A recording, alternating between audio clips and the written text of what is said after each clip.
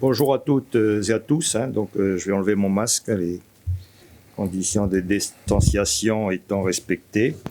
Donc aujourd'hui, je vais vous faire un point sanitaire. Depuis hier, mercredi 22 septembre, nous avons à déplorer 8 décès supplémentaires, ce qui porte au total 57 décédés depuis le début de la crise, depuis le 9 septembre. 555 nouveaux cas positifs ont été confirmés, ce qui porte ces cas positifs à 5282 cas positifs avérés depuis le 6 septembre. 54 patients sont pris en charge au service de réanimation et 377 sont hospitalisés en unité Covid. J'attire l'attention sur ce chiffre de 54 patients.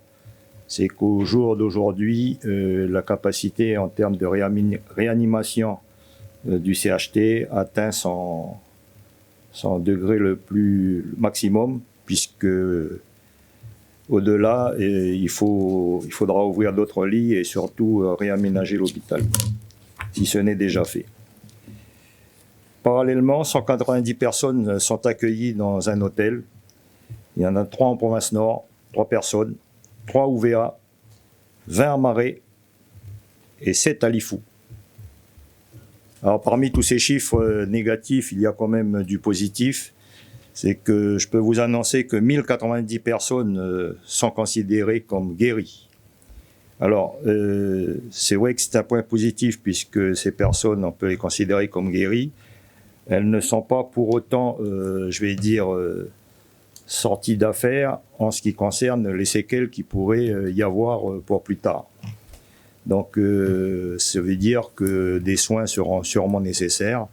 Et il y a même des personnes aujourd'hui qui sont considérées comme guéries, mais qui sont en réanimation.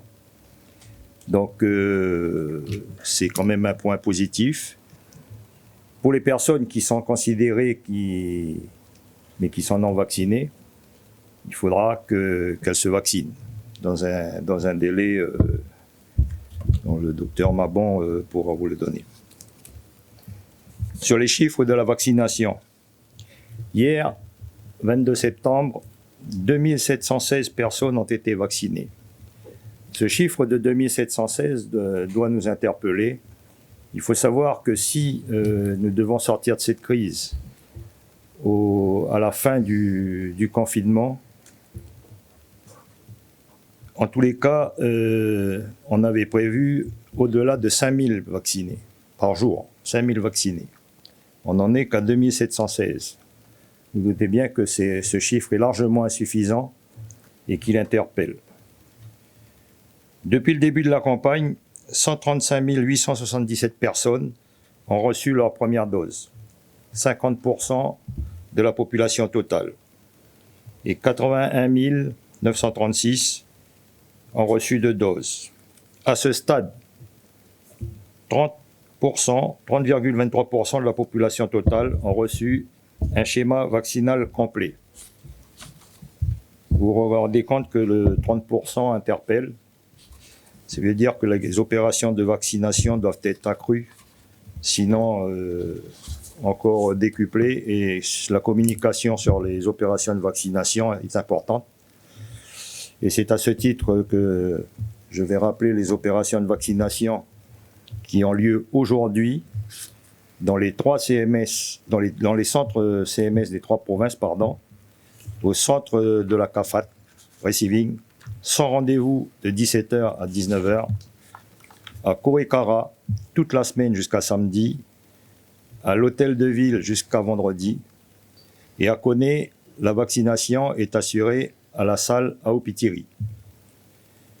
Vendredi 24 septembre, l'opération de vaccination de proximité, Proxivax, organisée par la Nouvelle-Calédonie avec de nombreux partenaires, dans les bailleurs sociaux, SIC, CEMAGLO, CECAL, etc., FSH, se tiendra demain vendredi de 10h à 17h autour de Magenta. Tous les habitants du quartier et des alentours sont invités à s'y rendre pour se protéger et participer à l'effort collectif. et surtout que chacun puisse prendre ses responsabilités, à cette responsabilité collective qui est celle de se vacciner. Le vendredi 24 septembre, le centre du receiving sera fermé demain, vendredi 24, et le samedi 25. Donc, il sera ouvert qu'aujourd'hui. Les CMS de la province sud seront fermés demain, vendredi 24 septembre, à l'exception de celui de Boulou-Paris. Le samedi 25 septembre, le Congrès de la Nouvelle-Calédonie renouvelle son opération sans rendez-vous avec une file dédiée aux doses de rappel. Et le Vaxitour Stop Covid du gouvernement de la Nouvelle-Calédonie sera à Kouawa, au centre administratif, de 9h à 17h. Voilà pour la vaccination. Dans les nouveaux, la nouvelle donne en ce qui concerne les moyens qui sont dédiés aux soins, avec bonheur et grande satisfaction, les soignants de la solidarité nationale qui est arrivée cette semaine de métropole a pu prendre ses fonctions, je vais dire ça comme ça, aujourd'hui. C'est ça, aujourd'hui.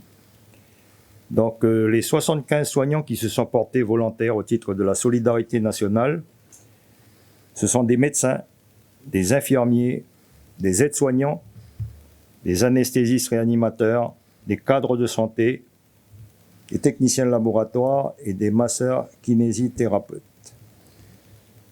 Leurs feuilles de mission leur ont été remises hier, en fin de journée. Et ils ont été déployés dès ce matin dans les différentes structures de soins. Il y a 46 personnes qui sont affectées au CHT, 14 au CHN, 2 au CHS, 7 dans les hôtels, et 2 sont affectés à la plateforme téléphonique dédiée aux professionnels de santé qui est gérée par la DAS et le CHT. Il s'agit de la régulation des patients entre les hôtels et le CHT. Maintenant, je vais passer la parole au docteur Mabon, en ce qui concerne l'accueil des urgences non Covid. Merci beaucoup. Bonjour. Alors, donc on va faire quelques informations pratiques pour l'ensemble de la population. Donc, informations très importantes. Au Medipôle, le CHT continue d'accueillir l'ensemble des patients. D'accord. Nous sommes actuellement dans une période de crise Covid, ça néanmoins que les pathologies d'avant sont toujours là et on assure toujours la prise en charge de l'ensemble des patients. Les parcours des patients qui soient Covid ou non Covid sont extrêmement bien individualisés, que ce soit dans les urgences du CHT, de la clinique ou du CHN. Il n'y a donc pas de risque d'attraper le Covid dans les établissements. Le dispositif a été mis en place dès le début de l'épidémie. Il avait été rodé lors des derniers confinements. Le CHT, comme la clinique, ont cependant constaté une baisse importante de la fréquentation des urgences non Covid. Il faut rappeler qu'on peut toujours être soigné pour des urgences. En moyenne, cette semaine, les urgences du CHT ont traité quotidiennement 46 patients non Covid, ce qui a engendré 18 hospitalisations en moyenne, et 64 patients Covid, ce qui a abouti à 45 hospitalisations. Ce qui a été déplacé à la clinique, ce sont pour l'essentiel des interventions programmées, afin d'alléger la pression qui est actuellement sur le CHT, qui est focalisée sur la prise en charge des patients Covid. Mais il est bien sûr demandé, et c'est extrêmement important, que les patients qui sont non Covid, de pouvoir quand même se consulter. S'il y a des problèmes de santé et qui nécessitent une urgence, il faut consulter, c'est primordial. Il faut privilégier, si vous avez un souci de santé et que vous n'êtes pas Covid, il faut privilégier les urgences de la clinique Coin Domania. Alors, les urgences de la clinique Coin Domania, elles sont ouvertes 7 jours sur 7, de 7h à 23h. Tous les patients peuvent se présenter aux urgences. Ils seront pris en charge par un médecin urgentiste et en fonction de leurs conditions de vie, en fonction du diagnostic, les patients peuvent être soit rentrés chez eux, soit être hospitalisés à la clinique, ou être redirigés vers le Medipôle si les soins qu'ils nécessitent ne sont pas présents sur la clinique. Par ailleurs, quand le patient va être hospitalisé, ce patient va bénéficier d'un test PCR Covid. Ce test va permettre de savoir s'il va rentrer dans une filière Covid ou une filière non Covid. Si le patient est positif, il sera donc transféré au CHT, au centre référent pour la gestion des cas Covid. L'accueil des patients se fait comme d'habitude, pas de différence. Exception de fait qu'ils doivent passer par la zone de tri. Il y a une zone devant chaque service d'urgence qui trie les patients, à laquelle ils bénéficient d'un test antigénique. Ce test permet d'orienter en filière Covid ou non Covid pour éviter les prises de risques.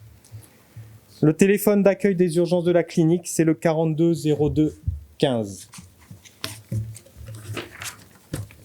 Donc je répète, il serait extrêmement dommageable pour les patients de ne pas se rendre aux urgences s'ils en ont besoin. Tout est fait pour protéger les patients. Maintenant, on va refaire un point sur le parcours de soins d'un patient Covid, quelque chose qui est très souvent demandé. Vous êtes une personne, vous souhaitez vous faire dépister. Il ne faut se faire dépister que si déjà vous avez des symptômes, des signes cliniques. Alors, il ne faut pas hésiter. Dès l'apparition de signes cliniques, qu'on les répète, ça peut être de la température, de la fièvre, ça peut être de la toux, ça peut être une gêne respiratoire, une perte de goût, une perte de l'odorat, des difficultés à respirer. Il faut faire un test. Si c'est urgent, vous allez consulter d'emblée, mais il faut faire un test. Il ne faut vraiment pas sous-estimer ces symptômes. D'accord ? On s'aperçoit encore qu'il y a des patients, pour quelques symptômes, disaient c'est pas grave, ça fait longtemps, ça va passer, qui sous-estiment ces symptômes et qui arrivent en consultation dans un état gravissime. Il faut vous faire dépister, c'est primordial. Il ne faut pas attendre que ça passe, comme je vous disais. Il faut être vu rapidement par un médecin. Cela va vous épargner une hospitalisation. Si c'est pris en charge de manière rapide, ça va éviter l'hospitalisation, voire le décès. Le Covid-19 peut se manifester discrètement dans un premier temps, puis dégrader votre état de santé extrêmement rapidement. Plus la prise en charge est rapide, plus grandes sont les chances de guérir et d'avoir une meilleure prise en charge. C'est pourquoi je répète vraiment, faites-vous dépister, n'hésitez vraiment pas, allez, il y a beaucoup d'éléments de centres qui sont mis à votre disposition pour cela. Donc pour faire un peu un état de ces endroits où vous pouvez vous faire dépister, vous avez les centres médico-sociaux de la CAFAT et de Rivière-Salée, à Rivière-Salée, l'Arène du Sud de Païta. Ces deux centres de dépistage sont ouverts ce vendredi 24 septembre, jour férié et tous les week-ends. Et vous bénéficiez après d'une évaluation médicale. En province nord, il faut aller au CHN de Koné, Point-d'Imier et Koumac. En province des îles, dans les centres médico-sociaux. Dans les trois provinces, on peut aussi se faire dépister dans les pharmacies, auprès de vos professionnels de santé qui sont équipés pour vous dépister. Donc ça peut être aussi bien le médecin, infirmier, sage-femme, dentiste, kiné. Voilà. Alors, une fois que vous avez été dépisté, il faut consulter. Et là, on le redit, et trop de fois on le voit. Si vous êtes positif, vous consultez. Vous devez bénéficier d'une évaluation médicale. Les personnes positives doivent être vues par un médecin dès que possible, le plus rapidement possible, c'est important. Il peut s'agir du médecin traitant ou d'un autre médecin, d'accord ? Préférentiellement le médecin traitant. Il vous connaît beaucoup mieux que les autres médecins. On peut ainsi se rendre dans l'une des deux unités de soins de proximité qui ont été mises en place. Donc on les a cités tout à l'heure, le CMS de la CAFAT Rivière-Salée ou l'Arène du Sud à Païta. Chaque malade sera reçu par un professionnel médical.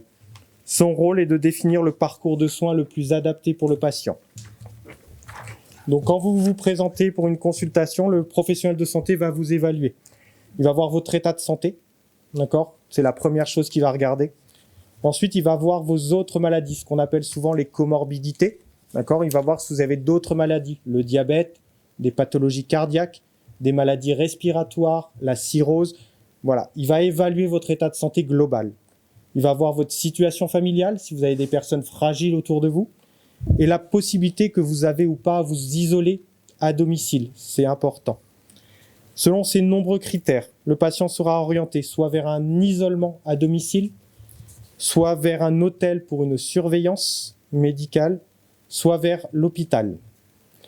Pour l'isolement à domicile, il concerne deux publics. Les patients dont l'état de santé présente peu de risques de se détériorer. Il s'agit notamment des personnes vaccinées et en bonne santé, ou les personnes, s'il y en a, asymptomatiques. Cet isolement, donc ce qu'on disait M. Slamet, dure 10 jours pour les personnes qui sont symptomatiques.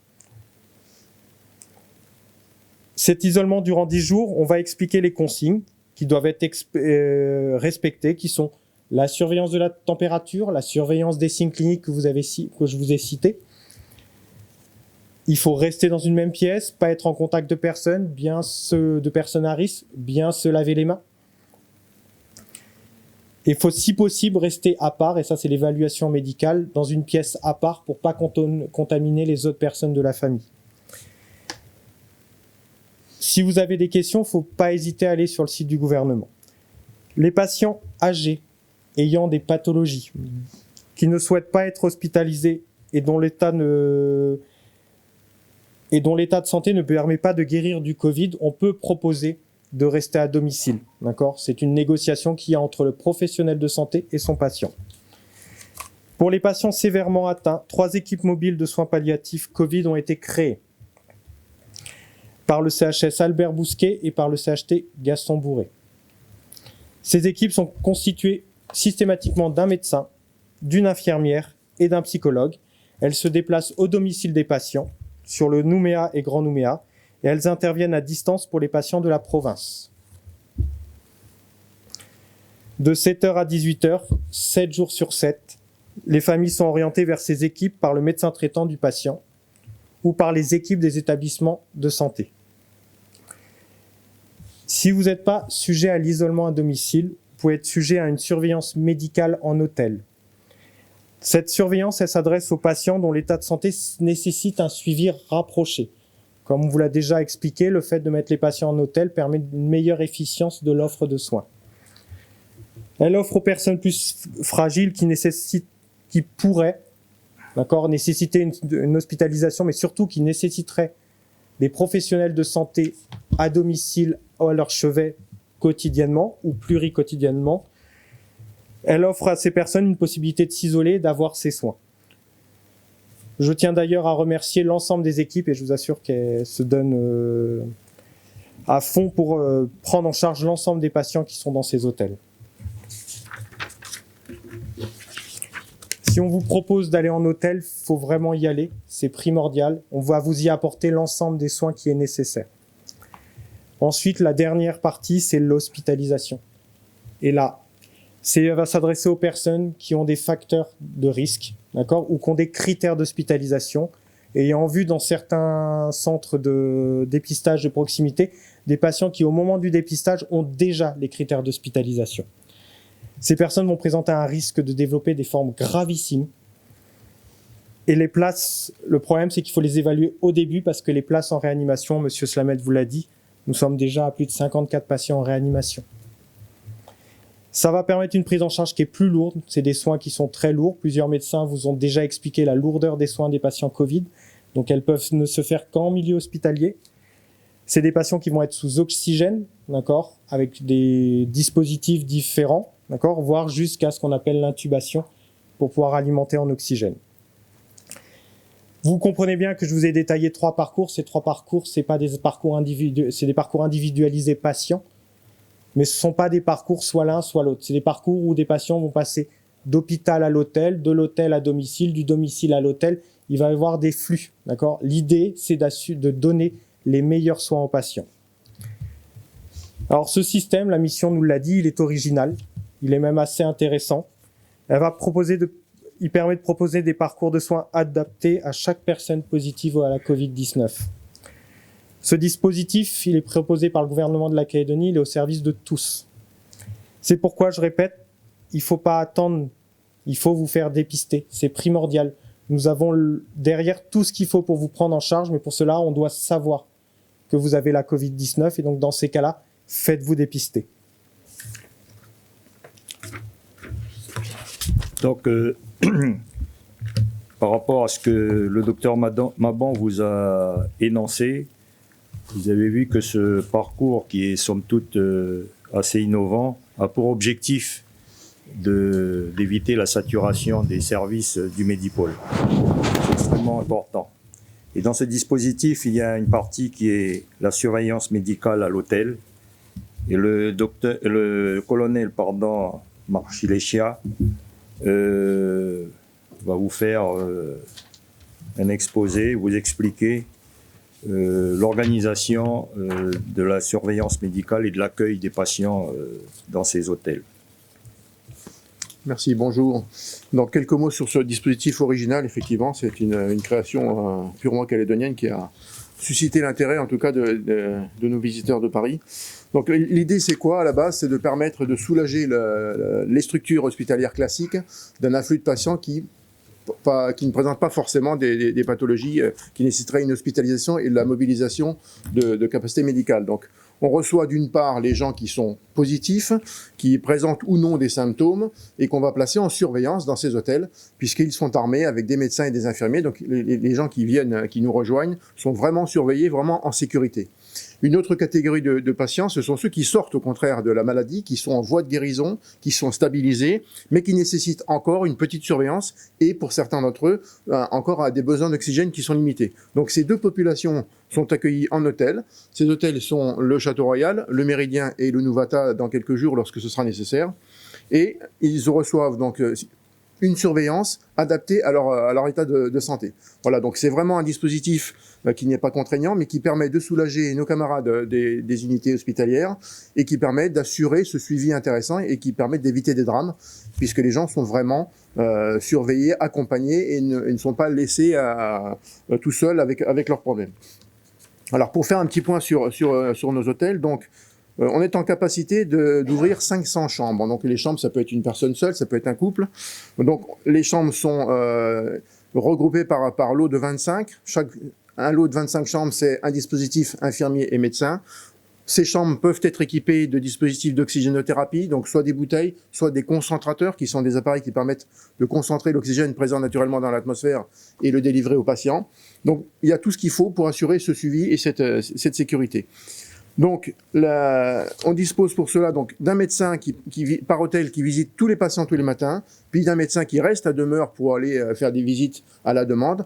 On a 70 infirmières qui sont dans le dispositif et qui permettent donc toujours par lot de 25 patients d'assurer cette surveillance rapprochée. Nous avons été renforcés ce matin même par 7 IDE qui viennent d'arriver sur le lot de renfort métropolitain. J'en attends encore quelques-uns et quelques-unes sur dimanche et sur les autres arrivées, puisqu'on monte en puissance au fur et à mesure. Aujourd'hui, les chiffres, c'est 255 patients qui ont été accueillis en structure hôtelière, sachant qu'il en sort régulièrement, puisque les gens arrivant au bout des 10 jours à l'issue desquels ils sont guéris, ou en tout cas qui ne sont plus porteurs du virus, ces gens-là nous quittent, donc tranquillement et surtout sur pied. Voilà, donc sur roulement, malgré tout, la balance entre les arrivées et les départs ne se compense pas forcément, et on a des accueils chaque fois. Donc, les médecins, les infirmiers, on a le renfort bien apprécié des étudiants de l'IFPSS qui nous donnent un coup de main. Et aussi, je tenais à le souligner, je profite de cet instant de parole, pour souligner le travail des volontaires. Ces volontaires qui étaient utilisés et employés assez vigoureusement pendant la période du confinement. Ces gens qui distribuaient les repas, accompagnaient les gens en promenade, assuraient toute cette petite mission de bien-être, eh bien, ont été réinjectés dans ce dispositif. Ils ont l'habitude de ce type de mission. Et à nouveau, ils donnent de leur temps dans un milieu qui est un petit peu plus dangereux, mais malgré tout, ils ont fait le choix de nous aider. Ils sont équipés, ils sont testés environ une fois par semaine, mais ils ont fait le choix, toutes ces petites personnes, de continuer à aider les Calédoniens dans cette crise. Voilà, je voulais vraiment les citer parce qu'ils font un travail formidable avec tout ce qu'ils peuvent donner. Pour en terminer, donc, dans ces hôtels, il y a des gens qui travaillent pour faire tourner l'hôtel en mécanique normale. Je voulais vous dire que les gens qui travaillent dans les hôtels ne sont pas en lien avec ces circuits Covid.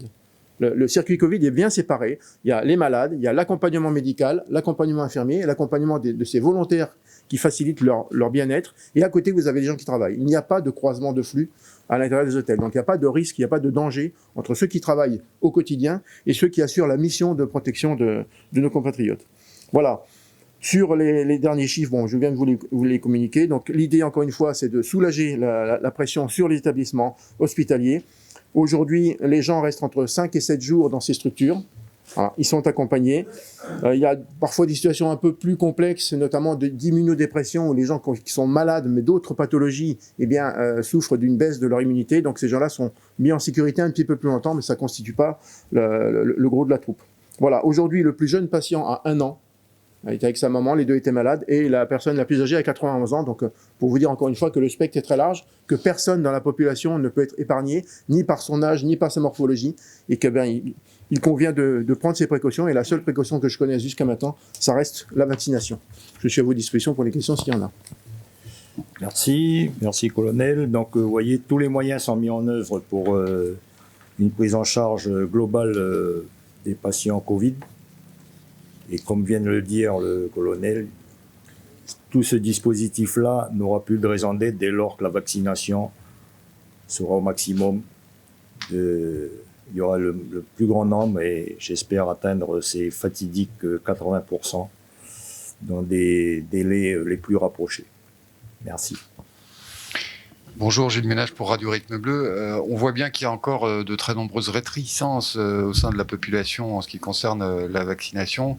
C'est lié notamment au fait que le seul vaccin qui soit proposé pour l'instant est un vaccin à ARN messager. Est-ce que l'une des solutions, ce ne serait pas d'ouvrir justement à d'autres vaccins ?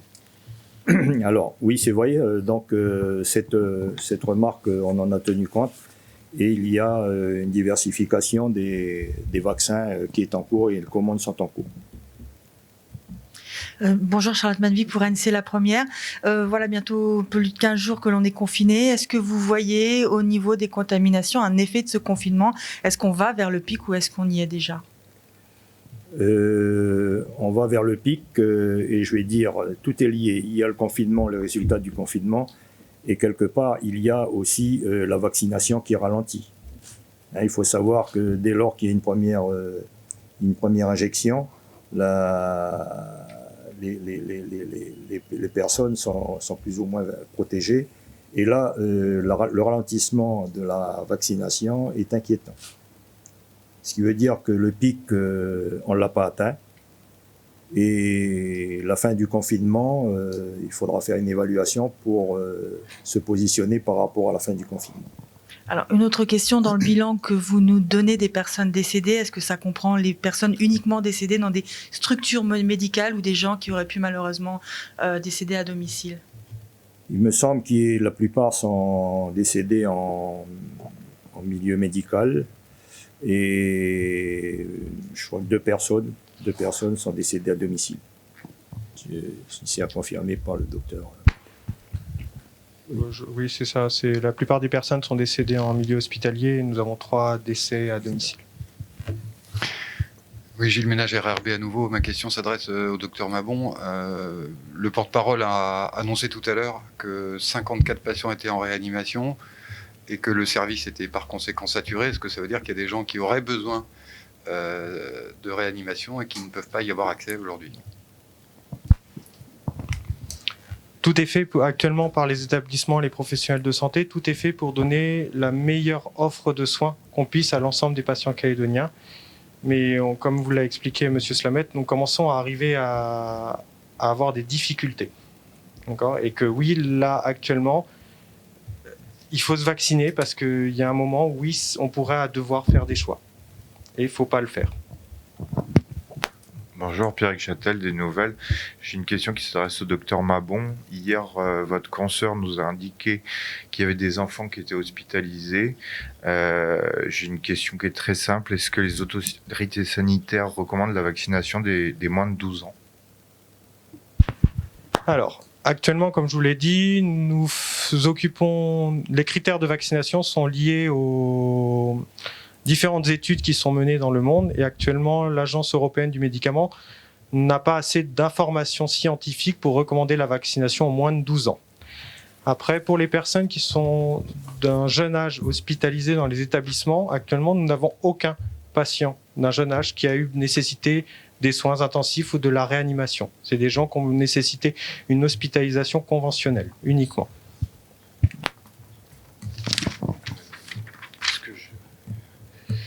Oui, est-ce que vous pouvez rappeler les critères de la guérison ? Enfin, à partir de quand on peut dire qu'un patient est guéri ? Alors, Et suite aux différentes études, pareil, on considère qu'une personne est guérie, donc c'est surtout dans le terme qui n'est plus contagieuse, au 10e jour du début de ses symptômes, ou, si on n'a pas la date précise du début de ses symptômes, au 10e jour après la date de positivité de son test. Si bien sûr cette personne n'est pas hospitalisée, dans ce cas-là, ce sont d'autres critères qui interviennent. Oui, Gilles Ménage, RRB. Est-ce qu'on a une idée précise ou non du taux d'incidence en Nouvelle-Calédonie? J'ai pas les chiffres en tête. Alors oui, on a cette information. Donc c'est le calcul d'incidence, c'est quelque chose qu'on doit faire sur plusieurs jours, d'accord. Donc on attendait d'avoir un cumul d'assez de données, de remonter de nombreuses informations pour vous donner. Et assez rapidement, on va commencer à parler plutôt d'incidence que nombre de cas, d'accord.